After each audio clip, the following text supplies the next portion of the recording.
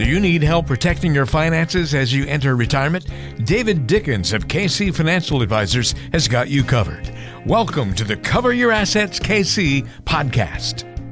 Hey, welcome to another edition of Cover Your Assets KC. I'm Walter alongside David Dickens, President, Wealth Advisor at KC Financial Advisors. David, we're going to try and pay attention to the conversation today. Listener questions, one of our favorite kinds of shows here on Cover Your Assets KC. But I know that your focus is a little bit on what's happening this coming weekend, a couple days after the release of this episode.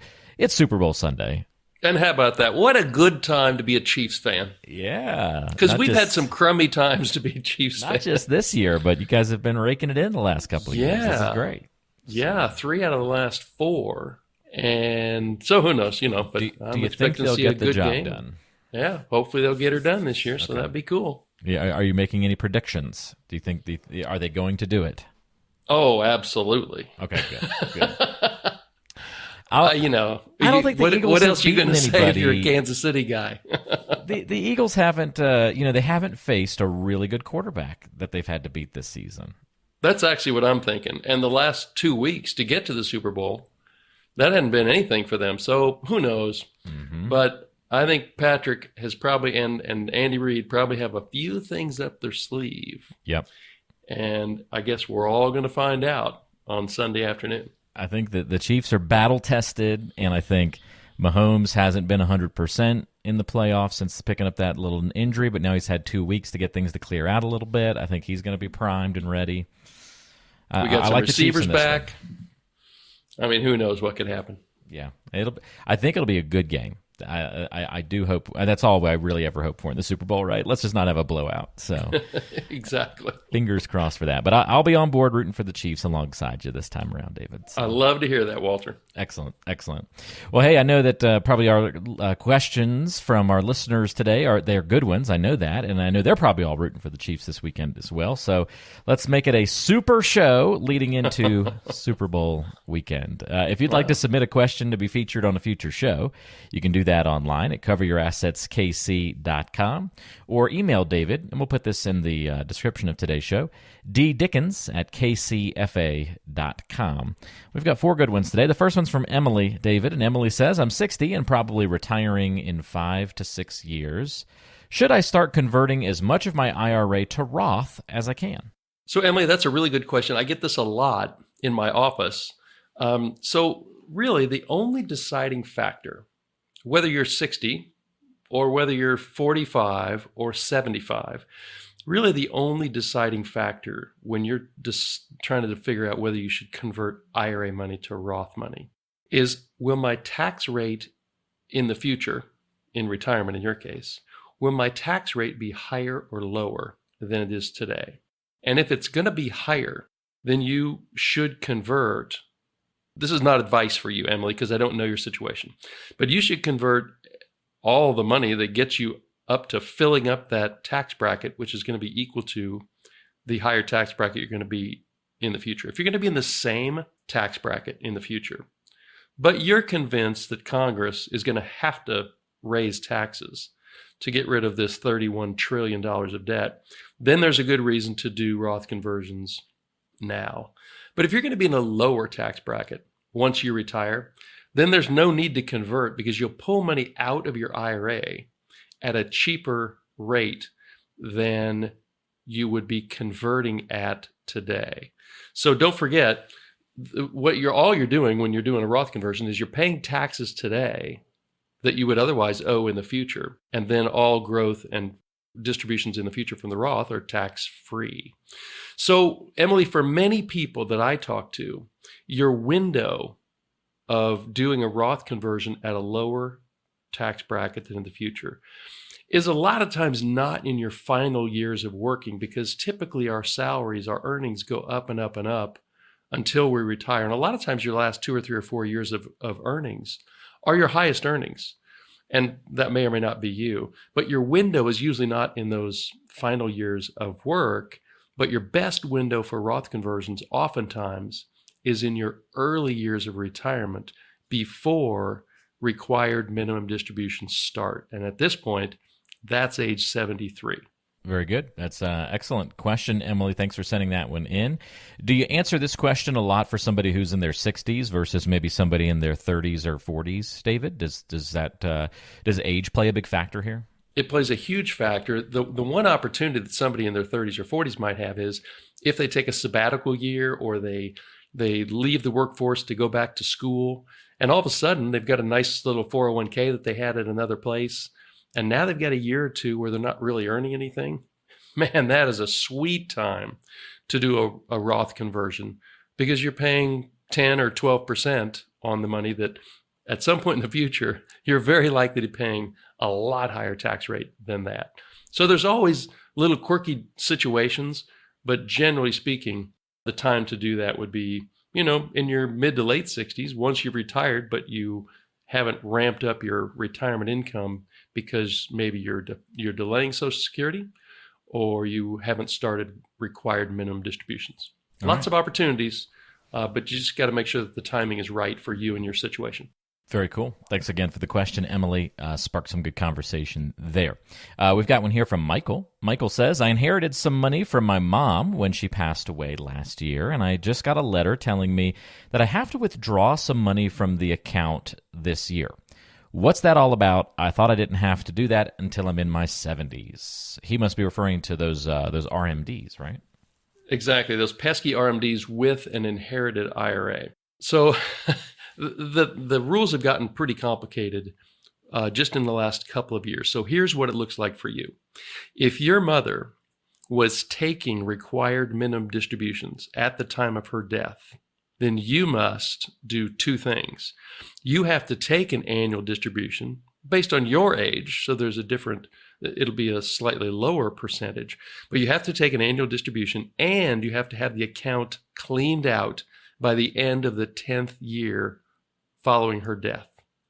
Now, if she wasn't yet taking required minimum distributions, then you don't need to take any money out annually out of that account, but you still have to have the account cleaned out by the end of the 10th year. So the most recent tax rule change made it that you, Michael, won't be able to extend that to do a stretch IRA all the way to your life expectancy. They've changed that so that you still have to have it cleaned out within 10 years.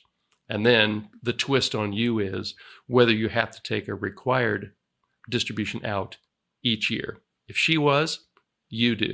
If she wasn't, you don't. The takeaway for me here seems anything inherited might get treated quite differently than if it was just you in the picture, whether it be this specific instance Michael's talking about or some other inherited dollars or asset. Just be aware that it might be treated very different than if it was just all yours to begin with. Absolutely. And the rules are, so if Michael had inherited that IRA from his wife, I assume Michael is a guy, but I don't know that for sure. But if Michael had inherited that from his spouse, then he could roll it into his own and take those out over his lifetime. But since it was from his parent or a non-spouse, there are so many rules around this. I just encourage you, Michael, get some really good advice. This is a bad area to be a not very good do-it-yourselfer. If you're a really good do-it-yourselfer, do it yourself. But a little bit of advice can go a long way with goofing these things up. And just so you get started on the right track, then you'll get into a rhythm over those next 10 years and you'll be fine. Perhaps this is just a new spelling of Michelle, and I didn't pick up on that.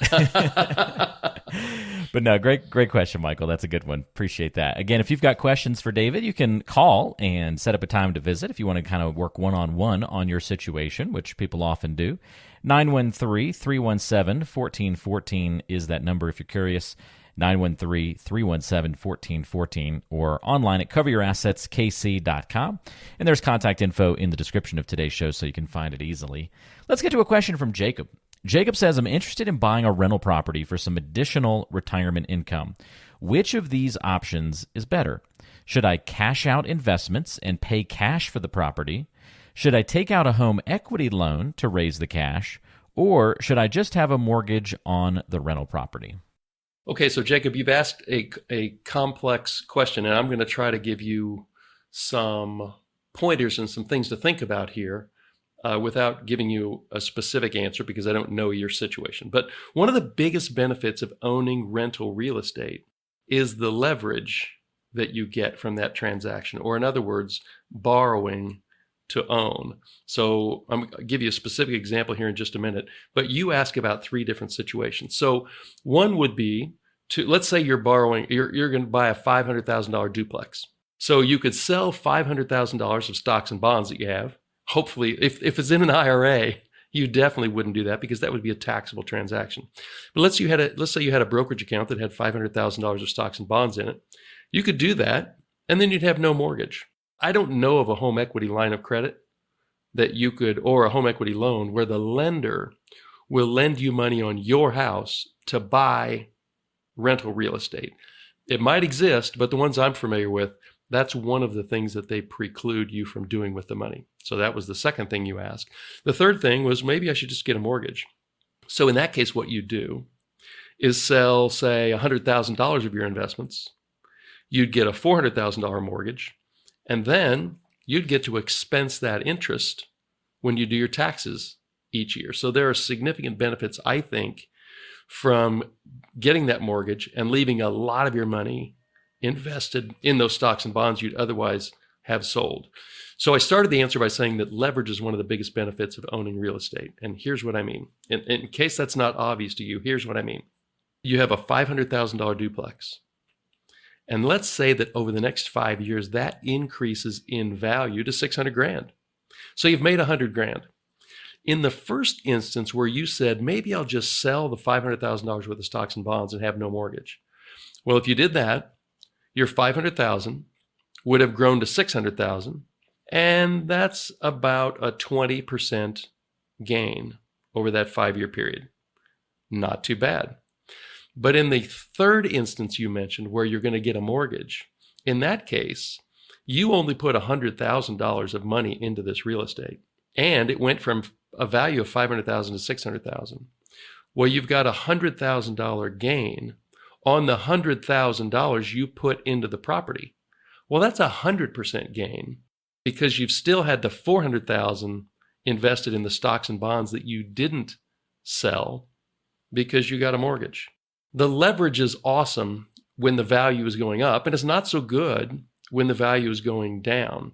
Or if the money you left in the market, that $400,000, let's say you buy some horrible stocks, or maybe the market goes down dramatically. Well, so there's risk in any of these investments that you use. But Jacob, the path that I think you should take a really hard look at is keeping a lot of that money already invested into that brokerage account, taking some out as your down payment for the property, and getting a mortgage on it. So good luck to you. I think that you can, as long as you buy right and you buy a property that is in a good location at a good price, that you're able to manage all the loose ends of owning rental property, it can be a really valuable investment for you.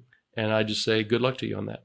A lot of moving parts in that question. Definitely one that's just a great way to highlight it and say if you've got a lot of moving parts in your situation, it's even more of a reason to make sure that you're making wise choices and meeting with somebody who can give you good guidance on those kinds of things. So, Jacob, definitely consider coming in, meeting one-on-one with David so you can go into some more details on your specific situation. But thanks for the food for thought on that question, David. Very helpful. Again, 913-317-1414, the number to call if you want to talk one-on-one with David, or go online to coveryourassetskc.com. All right, last question for today's episode comes to us from Olivia. And Olivia says, my income will be different once I retire in a few months, so I'm not sure what I'm supposed to do about taxes. Should I be making estimated payments every quarter? How do I know how much I should be paying since I'll be in a different tax bracket than I've been in the past? So, Olivia, well, first of all, congratulations on your upcoming retirement. That's pretty cool. In a year or two, this will all seem real easy to you, and hopefully it'll all kind of start taking care of itself. But what I'll tell you right up front is, with my experience with myself and with my retired clients, is paying quarterly taxes is a hassle, and they can be easy to forget. So if you can structure your financial life such that you don't have to pay quarterlies, I think you're going to be better off.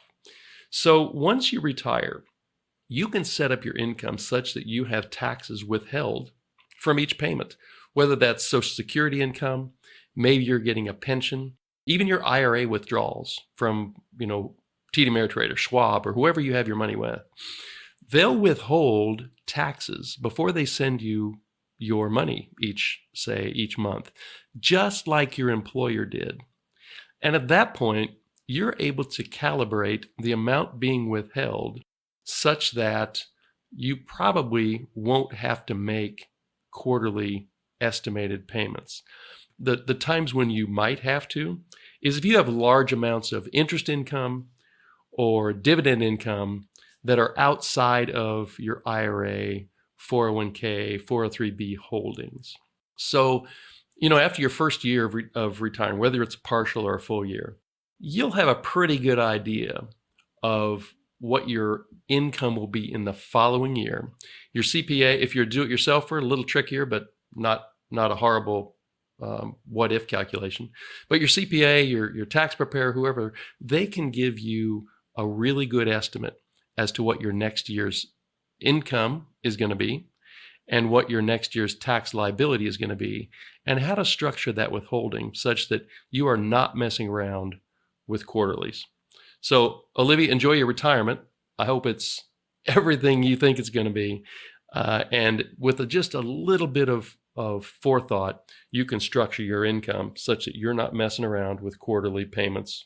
Yeah, that's great. And as one who has paid quarterly taxes before, David, they are indeed, as you said, was the word annoying or frustrating or whatever it is? All of the above. I think I might have used the hassle word, but hassle. Yes. Yeah, if you can avoid them, I'd say structure your life so that you're not messing with them. Yep, that's what I did. After a couple of years, I said, enough of this. I'm just going to find a way to have this automatically happen and try to do that math. And I'd rather get the refund. I know the goal is to hit zero when you file your taxes, David, but I'd rather overestimate and hit zero than have to pay a big bill by underdoing some of those quarterlies at the end of tax season. So that's my philosophy, at least. Again, like less friction, right? Like that's a good lesson. There's the financially savvy way to do it, and then there's the way that's still financially savvy but just feels better. And that's one of those examples, I think. Yeah, maybe this is where the phrase "life is too short" comes in.